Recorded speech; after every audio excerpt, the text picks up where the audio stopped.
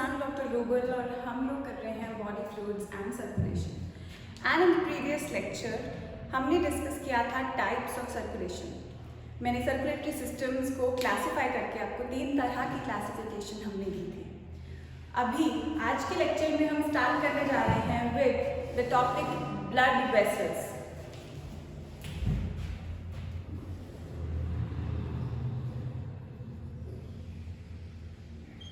So I am going to start with the topic blood vessels.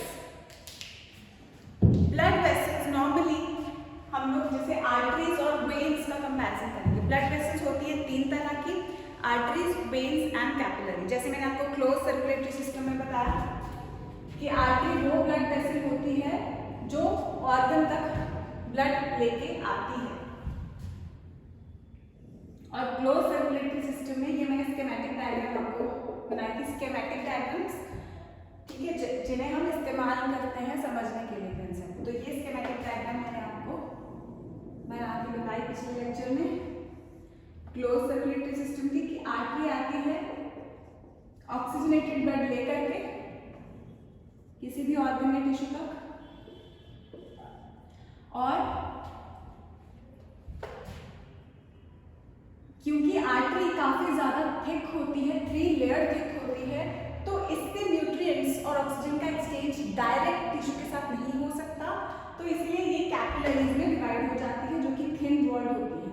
तो capillaries से फिर tissue oxygen और nutrients लेता है और इसमें कार्बन डाइऑक्साइड और वेस्ट छोड़ देता है, और वेन डीऑक्सीजनेटेड ब्लड लेके आगे चली जाती है। ये सारा अभी मैंने शॉर्ट में आपको रिवाइज करा दिया, all this we have covered in the previous lecture. Artery और वेन से एक्सचेंज नहीं होता क्योंकि ये दोनों 3 लेयर थिक होती हैं, सिर्फ कैपिलरीज से एक्सचेंज पॉसिबल होता है because these are thin walled vessels, ठीक है। और क्या स्ट्रक्चर है जो मैं बार बार बोलूंगी, these are 3 layer thick and this is 1 layer thick, single cell thick. तो इनका जो स्ट्रक्चर है, हम कंपैरिजन करें आर्टरी वेन का, उससे पहले जरूरी हो जाएगा कि हम इनका क्रॉस सेक्शनल स्ट्रक्चर अच्छे से स्टडी करें। सो क्रॉस सेक्शन बेसिकली क्या होता है, इस ब्लड वेसल को हम यहाँ से काट करके यू रिफ्लेक्ट करके देखेंगे, ऑब्वियसली हमें सर्कुलर एंड क्रॉस सेक्शन दिखेगा, तो इसका क्रॉस सेक्शन आर्टरी का, कैपिलरी का और वेन का हम लोग स्टडी करेंगे। उसके बाद हम लोग इनके कंपैरिजन करेंगे। फाइन। सो बेसिकली ये जो डायग्राम्स, स्कीमेटिक डायग्राम्स अगेन मैं आर्टरी, वेन और कैपिलरी की बना रही हूँ, क्रॉस सेक्शन के बना रही हूँ, इन्हीं से आपको मेन तौर पे कंपैरिजन क्लियर हो भी जाएगा। सो हम शुरू करते हैं ब्लड वेसल्स। 3 तरह की blood vessel, artery, when, arteries होती है, वेन्स होती है, कैपिलरीज होती है। मैं एक आर्टरी, एक वेन और एक कैपिलरी का क्रॉस सेक्शन लेकर के आपको डिस्कस कराती हूं। फाइन।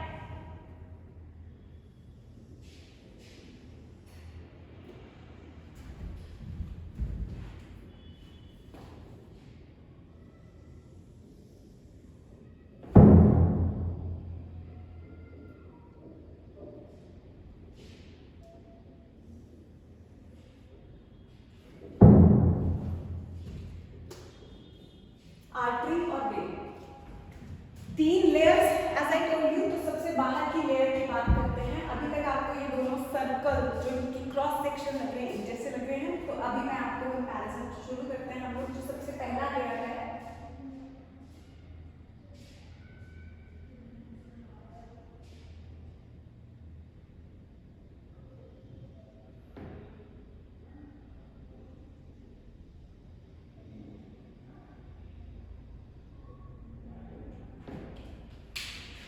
मैं इस फर्स्ट लेयर को रेड कलर से रिप्रेजेंट कर रही हूँ।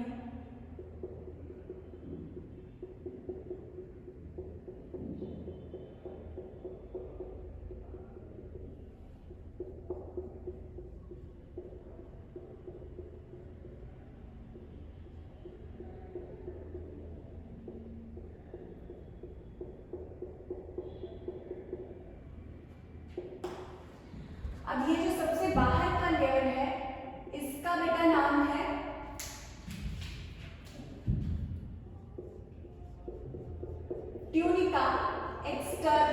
एक्सटर्ना, क्योंकि ये एक्सटर्नल मोस्ट है तो इससे आपको इसका नाम क्या हो जाएगा, एक्सटर्ना। ट्यूनिका का मतलब है शीथ या लेयर, सबसे बाहर की शीथ है ये।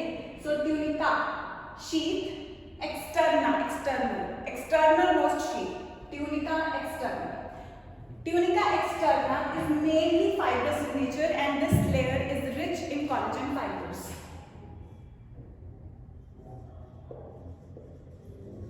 और इसका पर्पस होता है, it provides strength. It provides strength. अब tunica externa, which is fibrous in nature and it provides strength. तो ये लेयर हम देख रहे हैं that it is thicker in vein than an artery। क्या क्रॉस सेक्शन में बिल्कुल क्लियर दिख रहा है? That is why मैं डायग्राम में करवा रही हूँ, यहाँ से कंपैरिजन कर लेंगे तो आप जब डिफरेंसेस वगैरह लिखेंगे so it is going to be very much clear, ठीक है? So tunica externa we can see is thicker in vein than an artery. Now what can be the reason for this? You have to imagine, you can imagine what is the reason for this, that tunica externa is thicker in vein than an artery. अब veins जो होती हैं बेटा वो superficial लाई करती हैं। आप अपनी आर्म्स वगैरह पे आप बड़े आसानी से ये ब्लूइश ग्रीन लाइंस देख सकते हैं, है ना? तो ये लाइंस जो हमें ब्लूइश ग्रीन पैटर्न दिखाई देता है हमारे स्किन के ऊपर, ये वेन्स होती हैं। यानी कि इसका क्या मतलब है, जो वेन्स होती हैं इमीडिएटली हमारे स्किन के नीचे पड़ी हैं, यानी कि वेन्स लाई सुपरफिशियल, वेन्स ऊपर पड़ी होती हैं। लेट मी टेल यू, जो आर्टरीज होती हैं वो काफी डीप पड़ी होती हैं। Arteries lie deep inside,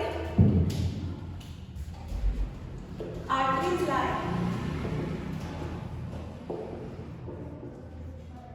deep inside and veins are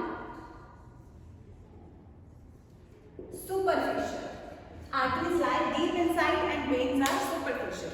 तो arteries जो deep पड़ी हैं उनको तो ज़्यादा protection की जरूरत नहीं है। जो veins हैं वो external, they are more prone to external damage being superficial in nature. So that is why they need more strength and more protection. That is why tunica externa, which is fibrous and इसका fibrous content इसको ज़्यादा strength provide करता है। So that is why, since veins need more protection, since they are superficial, that is why this particular layer, tunica externa, is thicker in vein than arteries. Fine. Let's move on to the second layer.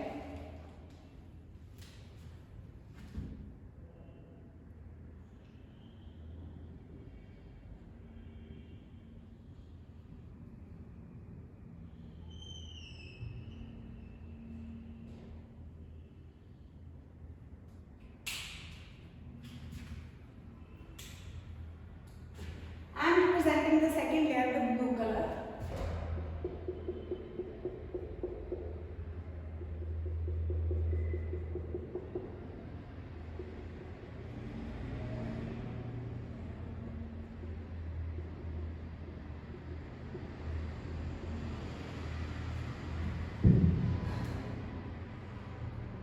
The name of the second layer is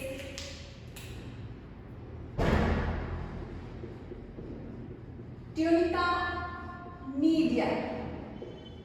tunica media. अब second layer के बारे में आपको क्या कुछ याद रखना है?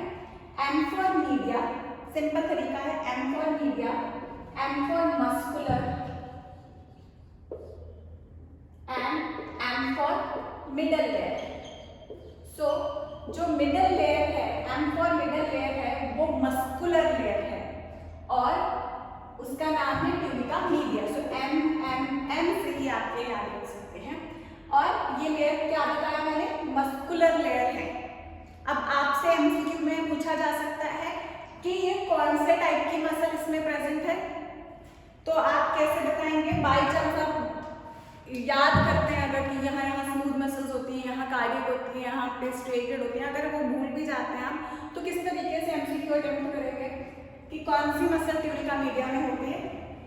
आई टेल यू, जो मसल्स होती हैं, let me remind you, muscles हमने तीन तरह की हैं, स्केलेटल मसल्स या स्ट्रिएटल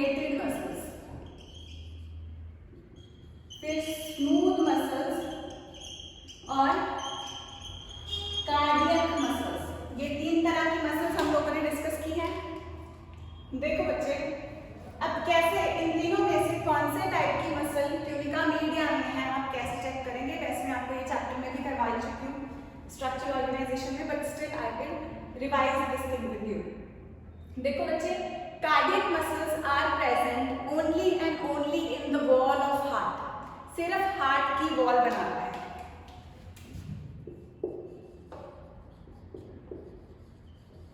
So are we talking about heart wall here? No, we are talking about blood vessel but not heart wall. Heart के स्ट्रक्चर की बात नहीं कर रहे हैं, तो यहाँ पे कार्डियक मसल नहीं है, ठीक है। अब जो स्केलेटल मसल्स होती हैं, स्ट्रिएटेड मसल्स जो होती हैं, ये वोलंटरी इन नेचर होती हैं, यानी कि वो सारी मसल्स जो हमारे कंट्रोल में, जैसे कि अभी मैं मार्कर खोल रही हूँ, यहाँ पे लिख रही हूँ, मैं अपनी मर्जी से लिख रही हूँ, मैं चल के इधर जा रही हूँ, अपनी मर्जी से चल के जा रही हूँ, दैट मीन्स मेरे आर्म्स एंड लेग्स में, मेरे हैंड्स में, ये सारी वोलंटरी मसल्स हैं, ये सारी वोलंटरी मसल्स हैं। तो वोलंटरी यानी मेरे कंट्रोल में है, तो यहाँ पे जहाँ पे भी वोलंटरी मूवमेंट हो पाती है वहाँ पे होती हैं स्केलेटल मसल्स, या इनको हम कह सकते हैं स्ट्रेटेड मसल्स या वोलंटरी मसल्स। तो अब देखेंगे क्या हम इनको कंट्रोल कर सकते हैं ब्लड वेसल्स को? नो, हमारे अंदर ब्लड वेसल्स पैटर्न में पड़ी होती हैं, ये भी आपको पढ़ने के बाद पता चलता है, राइट। सो अब कंट्रोल करना तो दूर की बात है। सो मसल्स जो हैं इसमें स्केलेटल मसल नहीं है, as we can not control it. We are not talking about heart, so it is not cardiac muscle. We are not talking about the voluntary movement, voluntary muscle, no, so it is also not the skeletal muscle. So which muscle is left? Smooth. And let me remind you, smooth muscles are those muscles which are present in all the involuntary activities. जहाँ पे भी involuntary activities होती है, involuntary muscular activity जहाँ पे होती है वहाँ पे smooth muscle होती है, except heart. हार्ट वॉल में सिर्फ कार्डियक होती है, हार्ट को छोड़ करके बाकी हर जगह जहाँ पे involuntary activity है वहाँ पे smooth muscles होती है। Clear? So tunica media muscular layer है, मिडल लेयर है, कौन सी मसल्स यहाँ पे प्रेजेंट है? स्मूथ मसल्स प्रेजेंट है। तो smooth muscles, so tunica media is thicker in artery than in vein, so it also makes artery more muscular in nature, right. वो हम कंपैरिजन डायग्राम में हमें दिख रहा है, मैंने ये थिन बनाया है और ये थिक बनाया है, फाइन। अभी हम नेक्स्ट लेयर की बात करते हैं बच्चों।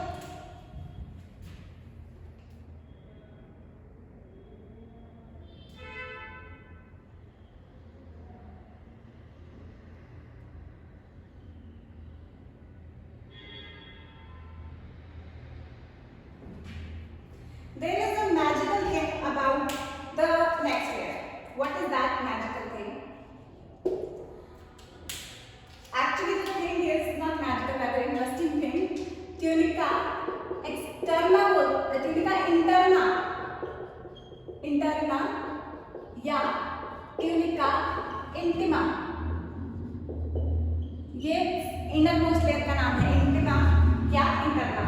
एक्सटर्ना जैसे एक्सटर्नल, इंटरनल मतलब इंटरनल। इंटरेस्टिंग बात क्या है इसमें, और वो ये है कि ये लेयर जो है ये खुद ही दो सब लेयर्स की बनी हुई होती है, फाइन। कौन सी दो सब लेयर्स की बनी होती है ये? इसमें से जो पहली लेयर आती है वो होती है elastin layer, elastin layer. And elastin layer is made up of yellow elastin fibers. Yellow elastin fibers की बनी होती है elastin layer. And elastin नाम हमें बता रहा है elastin tissue, yellow elastin fibers क्या प्रॉपर्टी प्रोवाइड करते हैं? ये elasticity प्रोवाइड करते हैं, ठीक है। So एक होता है elastin layer और इसमें जो दूसरा होता है वो होता है बच्चे एंडोथेलियम। अब हमने जब एक्सटर्ना और मीडिया की थिकनेस की कंपैरिजन किया तो हमने टोटल थिकनेस बोला कि ट्यूनिका एक्सटर्ना की वेन में थिकनेस ज्यादा है और ट्यूनिका मीडिया की आर्टरी में थिकनेस ज्यादा है, ठीक है। सो यहाँ पे जब हम ट्यूनिका इंटरना की थिकनेस की बात करते हैं, ट्यूनिका इंटरना की भी थिकनेस आर्टरी में ज्यादा है दैन वेन, लेकिन इसमें जो थिकनेस का कंट्रीब्यूशन है वो मेनली दे रहा है सिर्फ और सिर्फ elastin layer. Let me tell you how. ये मैं ग्रीन कलर से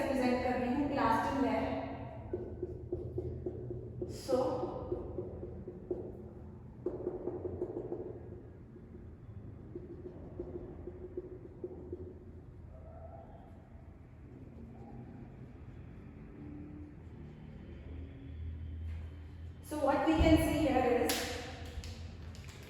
यहाँ पे रिपीट करूंगी मैं, tunica externa is thicker in vein than artery, tunica media is thicker in artery than in vein, tunica interna का elastin layer is thicker in artery than vein.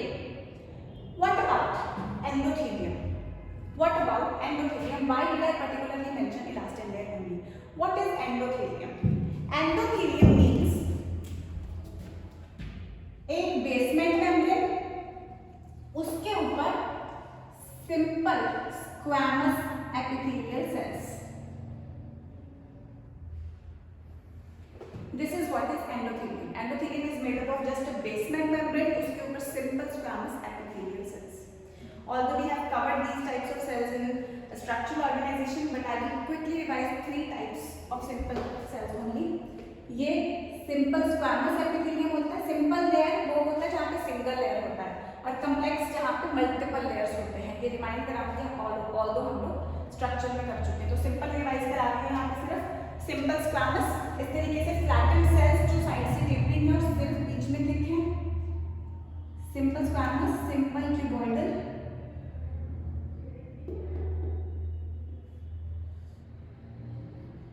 Simple column. ठीक है, और मैंने आपको बताया था उस टाइम पे, और फिर से बता रही हूँ कि सिंपल स्क्वैमस एपिथेलियम जो होता है ये कहाँ पे प्रेजेंट होता है, जहाँ पे सिर्फ अकेले तौर पे जहाँ पे प्रेजेंट होगा तो वहाँ पे ये एक्सचेंज पॉसिबल रहेगा. ठीक है, लेकिन यहाँ पे आर्टरी और वेन में ये अकेले तौर पे प्रेजेंट नहीं है. यहाँ पे बेसमेंट मेम्ब्रेन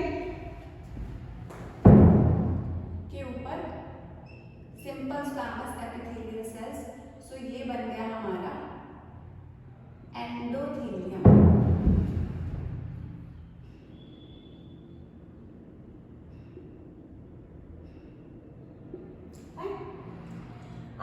जैसे मैंने बताया सिंपल स्क्वैमस उन जगहों पे प्रेजेंट होता है जहाँ पे एक्सचेंज पॉसिबल, अकेले तौर पे वहाँ पे प्रेजेंट होता है. यहाँ पे आर्टरी और वेन के टोटल स्ट्रक्चर में हम देख रहे हैं कि सिंपल स्क्वैमस एपिथेलियम एंडोथेलियम में प्रेजेंट है, लेकिन अकेले तौर पे नहीं है. ये पूरा इतना 3 लेयर्ड थिक स्ट्रक्चर है, दैट इज व्हाई यहाँ से एक्सचेंज नहीं हो पाता. आर्टरी को कैपिलरी में डिवाइड होना पड़ता है, और कैपिलरी से जैसे मैंने बताया था कि एक्सचेंज होता है. तो गैस करें कि कौन सा एपिथेलियम होगा यहाँ पे, सिंपल स्क्वैमस. यानी कि कैपिलरी बनी हुई है सिर्फ और सिर्फ एसिस्टिक स्ट्रक्चर की, एंडोथेलियम की. Basement membrane, simple squamous epithelium. Fine.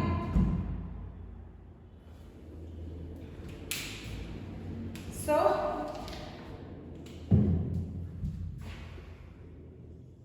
मैं रिपीट करूंगी अगर कोई दिक्कत रहेगी तो. ट्यूनिका एक्सटर्ना फाइब्रस लेयर है, वेन में ज्यादा थिक है क्योंकि वेन सुपरफिशियल पड़ी होती है, स्किन के इमीडिएटली नीचे है, इसको ज्यादा प्रोटेक्शन चाहिए. आर्टरी मसल्स वगैरह के अंदर नीचे होती है तो उसको प्रोटेक्शन मिल जाती है, उसको ज्यादा थिक ट्यूनिका एक्सटर्ना की जरूरत नहीं है. Tunica media is thicker in artery than vein, fine, and it is thus more muscular. Tunica interna is total thickness में इसकी is more in artery than vein, लेकिन which layer of tunica interna contributes to more thickness? That is elastin layer, which also provides it the property of elasticity. So elastin layer of tunica interna is thicker in artery than vein. Then if we talk about endothelium, endothelium का thickness में कोई difference नहीं है. In fact endothelium वो layer है जो basement membrane के ऊपर सिंपल स्क्वैमस सेल्स पड़े हैं, और कैपिलरी सिर्फ इसी लेयर का बना है, इसलिए इससे एक्सचेंज हो जाता है. एंड यही लेयर इनको इंटरनली लाइन भी कर रही है. तो बेसिक स्ट्रक्चरल डिफरेंसेस हमारे यहाँ पे इनकी वॉल्स के एटलीस्ट क्लियर होते हैं. इसके अलावा और स्ट्रक्चरल डिफरेंस आपको क्या दिखाई दे रहा है यहाँ पे, और स्ट्रक्चरल डिफरेंस जो आपको दिखाई दे रहा है वो है इस पोर्शन में, ये जो इसके अंदर की स्पेस है. इस स्पेस को हम लोग बोलते हैं ल्यूमेन.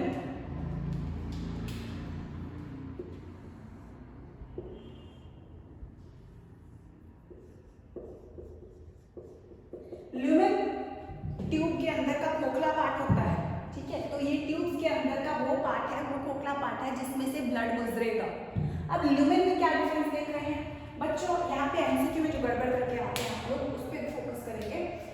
देखो जब हम कंपैरिजन कर रहे होते हैं तो ज्यादातर हम आर्टरी वेन के डिफरेंसेस हम लोग देख लेते हैं।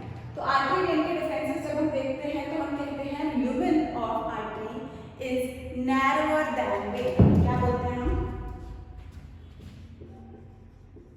ल्यूमेन ऑफ आर्टरी इज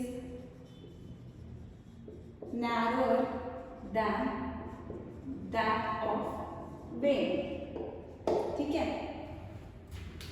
और वेन का वाइडर ल्यूमेन है, आर्टरी का नैरोड है।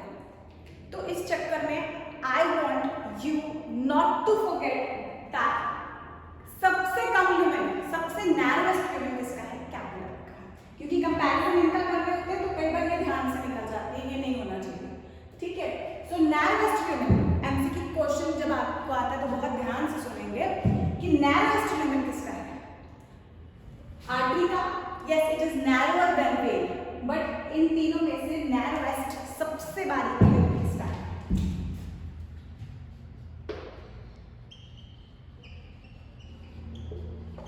Narrowest lumen is of capillary. और ये एमसीक्यू आ चुका है आपको, तो इसका ज्यादा आपको ध्यान रखना है। ठीक है, तो ये हो गए हमारे क्रॉस सेक्शन, आर्टरी, वेन और कैपिलरी का। स्ट्रक्चरल डिफरेंसेस की क्योंकि बात कर रहे हैं तो एक और चीज कर लेते हैं। There is a structure named valve. I will not take this, ये बस ये तो आपको जस्ट रिवीजन कराया है क्योंकि we have covered all this in another chapter here.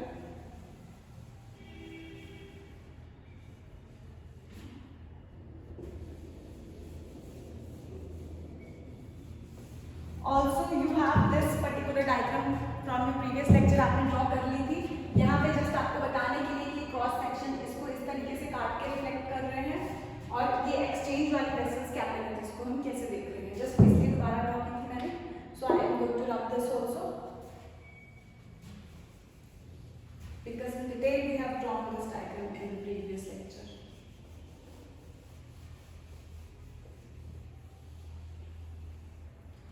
So what were we discussing about?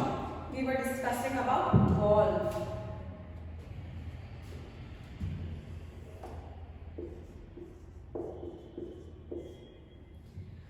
Valves किन में प्रेजेंट होने चाहिए आपके हिसाब से? Valves are actually present in veins and absent in artery. So present in veins, absent in arteries. Why they are present in veins and absent in artery? अब artery में, again I have to draw the diagram, artery में जो blood आ रहा है वो कहाँ से आ रहा है? आर्टरी में ब्लड आता है हार्ट से। आर्टरी में ब्लड आता है हार्ट से, और हार्ट क्या है? पंपिंग ऑर्गन, यानी कि वो ऑर्गन जो ब्लड को लगातार धक्का दे रहा है। क्योंकि आर्टरी में ब्लड आ रहा है फ्रॉम अ पंपिंग ऑर्गन जो लगातार उसको धक्का दे रहा है, तो ऑब्वियसली ब्लड के पीछे जाने के कोई चांसेस नहीं होंगे, because there we have a pumping organ heart जो उसको लगातार आगे की तरफ धकेलेगा। ठीक है, तो that is why arteries don't need valves, but after that arteries divide into capillaries.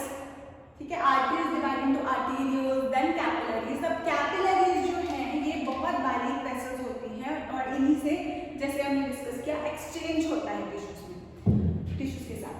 तो ये यहाँ पे जाके जो हार्ट का पंपिंग प्रेशर था वो बिल्कुल इनइफेक्टिव रह जाता है, कोई इफेक्टिवनेस रह नहीं जाती, पंपिंग प्रेशर नहीं रहता है। सो आर्टरी में वॉल्व नहीं होता, यहाँ पे जाके पंपिंग प्रेशर छूट जाता है। आर्टरी में जरूरत नहीं है क्योंकि हार्ट से आ रहा है, हार्ट पंपिंग ऑर्गन है। कैपिलरीज में पंपिंग इफेक्ट हार्ट का खत्म हो जाता है आकर के, और जब ये capillaries they join to form veins, so veins में कोई पंपिंग प्रेशर नहीं रहता है, and thus there is the tendency of blood to backwards.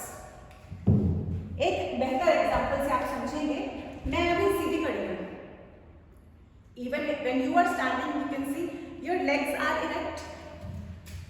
ठीक है, हमारी legs erect होती हैं उस टाइम पे. अब legs में हमारी जो veins होती हैं उसमें vertical veins भी इस तरीके से हैं. ठीक है, जो schematically समझाने की कोशिश करती हूँ. अब ये हमारे सभी organ से blood, deoxygenated blood आएगा हार्ट के पास. सो सारी veins लेकर के आएंगे. सो ये नीचे से पैरों से लेग से ऊपर की तरफ जब ब्लड जाएगा तो इसकी ग्रेविटी की वजह से ब्लड की नीचे गिरने की भी टेंडेंसी रहेगी. तो उस टेंडेंसी को टैकल करने के लिए what we have here is valves. तो यहाँ पे ये दरवाजे जैसे स्ट्रक्चर होते हैं, वॉल्स होते हैं कि बाय चांस कि ब्लड यहाँ पे राइज करता है, पीछे नीचे की तरफ गिरता है और ये वॉल्स बंद हो जाते हैं, और ऊपर जाते हैं नीचे की तरफ गिरता है, वॉल्स बंद हो जाते हैं. तो वॉल्स क्लोज हो जाते हैं ताकि नीचे की तरफ ना गिरे. Otherwise it is streamline continuously जा रहा है, जैसे नीचे की तरफ जाने की अगर कोशिश करेगा valves are going to get close. So valves are required in veins because there is no pumping effect here. That is why they are required in veins and hence present in veins. In arteries it is not required. Valves are not required. They are not required because there we have a pumping effect from the pumping organ heart. ठीक है, तो valves हालांकि इस तरीके से हम just present कर देते हैं हमको इनको.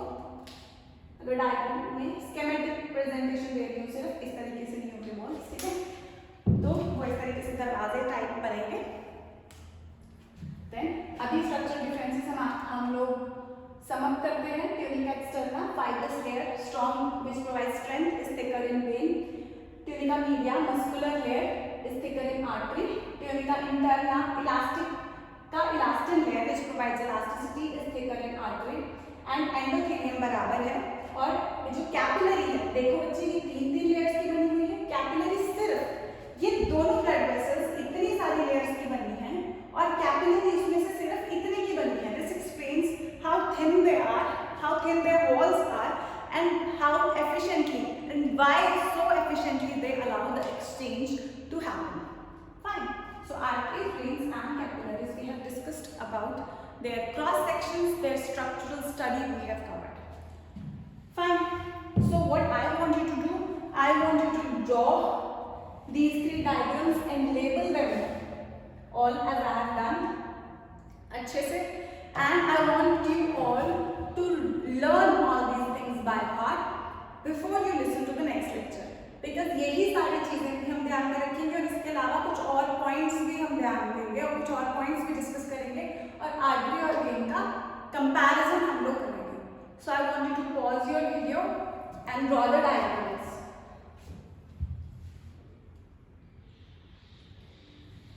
Okay, so that's all with this lecture, and we will discuss the differences between arteries and veins. We will discuss these points also, and we will discuss some more points. So study well, study hard. All the best to my future doctors.